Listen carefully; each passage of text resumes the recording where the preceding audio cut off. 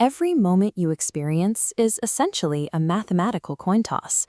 The tree could have fallen slightly to the left, shattering the glass. The rain could have come an hour later. In philosophy, this is called contingency, the reality that everything around us is strictly possible, never absolutely necessary. Unpredictable state of existence has a specific architectural name. It is the House of Imkān. But by obsessing over how to rearrange the furniture inside this house, we forget something crucial. We forget that humanity was originally created in Ahsan-e Taqweem, the best of forms, a flawless metaphysical design currently hidden beneath the dust of daily routine. Focusing strictly on managing daily risks and rewards traps us. It blinds the naked eye to the actual hidden structure holding our reality together. Opposite the fragile, ever-changing house of Imkān is its absolute inverse, Wujūb, or necessity. This is the eternal, unchanging reality of the divine, where nothing is left to chance. This creates an architectural problem. There is an infinite, seemingly unbridgeable chasm separating a perfectly absolute creator at the top from a flawed, contingent world at the bottom. If these two realms never interact, human beings are effectively trapped. We would have absolutely no way to access or comprehend the divine. But the architecture isn't broken. There is a precise threshold connecting these two realms, a literal door. The naked human eye simply doesn't know how to look for it. To reach the absolute, you must locate this exact boundary. You have to find a point that perfectly touches both the chaos of the possible and the perfection of the necessary. The Imams of the al-Bayt identified this threshold as the Khaṭṭ-e Sirr, the line of the secret.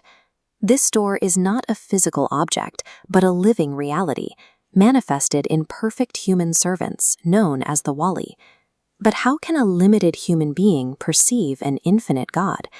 If you were directly exposed to the uncontained essence of the Creator, you would be instantly destroyed. The solution is a mirror. This mechanism strictly separates the divine essence from the divine name. The Wali acts as that perfectly angled mirror, catching the blinding light from above and directing a comprehensible reflection down to us. Notice the boundary here. The mirror flawlessly reflects the attributes of the light, its heat, its brilliance, but the glass itself never becomes the light source.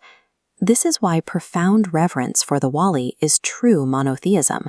You are not worshipping the mirror. You are using the only functional method to perceive a limitless creator without going blind. Because the Wali sits at this boundary, they possess ikhtiyaar, complete authority over the house of Imkān. They have the power to manipulate the raw fabric of probability and physical cause and effect. We see this historical precedent in Isa. He raised his hands and the blind could see, the leper was healed, and the dead rose. Islamic texts record similar events, like Imam Hassan speaking a single word and instantly reshaping a person's physical gender, rewriting biology on the spot. These events are not magic tricks, and they do not make these men gods. Every single action is performed strictly by idhnillah, by God's explicit permission. This delegated authority bridges a very old debate. God's absolute, eternal decree flows from the top down, directly through the central node of the Wali. Beneath that, human beings still navigate their own limited free choices. The system operates flawlessly. The Wali exercises authority over the world of contingency in total harmony with the divine will, functioning quite literally as the hands of the Creator on earth. Imam Ja'far al-Sadiq once shared a stark reality about two of the Prophet's closest companions. He stated that if Abu Dhar ever discovered what was truly inside the mind of Salman, Abu Dhar would kill him. This highlights the spiritual law of istita, or capacity. Cosmic knowledge is not evenly distributed. It is measured out strictly based on the size and strength of the vessel receiving it. When a small vessel receives too much absolute truth, the pressure causes it to shatter. The mind panics, rejecting the concepts as heresy, or wildly misinterpreting them into dangerous exaggeration. The precise middle path requires immense discipline. It means acknowledging the Imams as perfect servants and living names of God, refusing to elevate them to actual divinity, while simultaneously refusing to reduce them to ordinary men.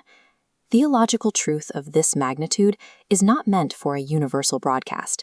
It is a carefully guarded measure of a person's individual spiritual maturity.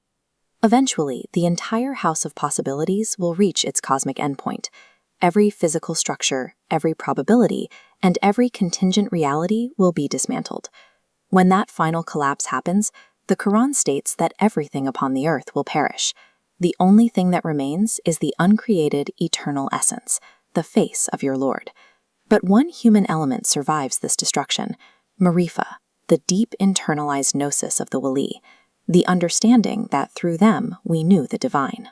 The ultimate purpose of navigating all the random, chaotic probabilities of a mortal life is simply this: to recognize that hidden door before the house itself disappears into the void.